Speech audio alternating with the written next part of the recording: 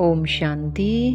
आज बाबा मुरली में हमें कहते हैं कि गाया हुआ है ज्ञान सागर के बच्चे काम चिता पर बैठ जल मरे। इस बात के ऊपर हम कुछ विचार करते हैं। यानी जब हम आत्माएं परमधाम से नीचे आई तो उस समय हम भी ज्ञान स्वरूप थी, मास्टर ज्ञान सागर थी, ज्ञान स्वरूप थे। तो कोई भी दुख नहीं था, कोई कमी नहीं थी, क्योंकि समझदार थे, फुल नॉलेजफुल थे, सतयुग में थे, सुख की दुनिया में थे। और जैसे ही सतयुग का पूरा होता है तो द्वापर शुरू हो जाता है। ये कहावत द्वापर युग की है, जब हम काम चिता पर बैठकर जल मरे, अर्थात हमारा ज्ञान सारा खत्म होना शुरू हो जाता है। काम चिता का मतलब यही है कि कामनाओं के वश हो जाना, अपनी इच्छाओं को बढ़ा देना। जितनी जितनी हमारी इच्छाएं बढ़ती गई, कामनाएं बढ़ती गई, उतना ही हमारा ज्ञान खत्म होना शुरू हो गया। इसीलिए कहा गया है इच्छाओं का बढ़ना ही समस्याओं का बढ़ना है, दुख का बढ़ना है। इच्छाएं बढ़ी, देहभान बढ़ा, काम, क्रोध, लोभ, मोह, अहंकार, सारे विकार आने बढ़ने शुरू हो गए। और जैसे जैसे ही हम कामनाओं के वश होने लगते हैं, जब तक हमारी कामनाएं पूरी होती हैं तो हम बहुत सुखी हो जाते हैं, खुश रहते हैं।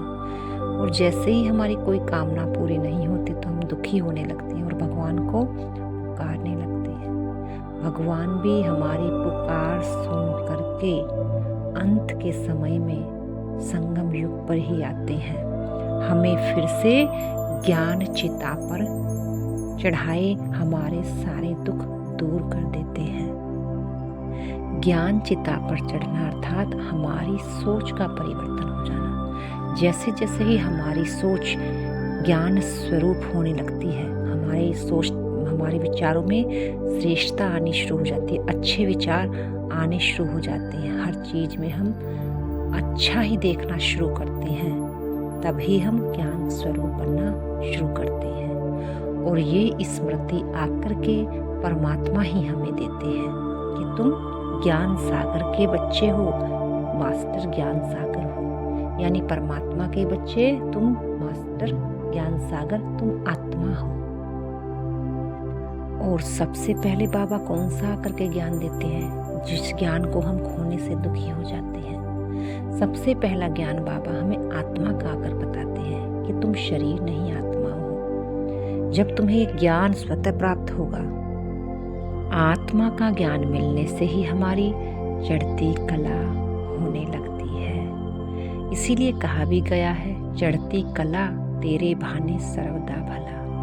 यानी जब आत्मा की चढ़ती कला होती है, मनुष्य आत्मा की, तो धीरे धीरे सृष्टि में पशु पक्षी जीव जंतु हर चीज की चढ़ती कला होनी शुरू हो जाती है।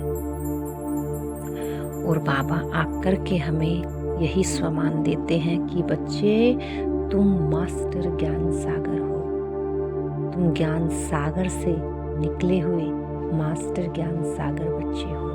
और जैसे जैसे हम इस स्वमान को अपने साथ स्मृति में रखते हैं तो हम वास्तव में हमारी चढ़ती कला शुरू हो जाती है। आत्मा की चढ़ती कला, आत्मा के गुण सर्व शक्तियों की चढ़ती कला शुरू हो जाती है।